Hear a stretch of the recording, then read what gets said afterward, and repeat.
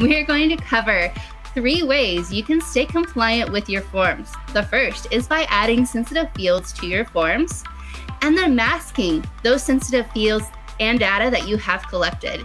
And finally, setting up data retention rules. Some things to keep in mind when you are setting up those rules are the 3 datas I like to call them: data purge, data loss, and data location.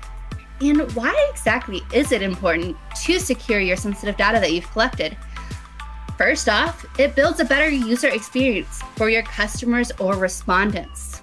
They are trusting you with all of that sensitive data.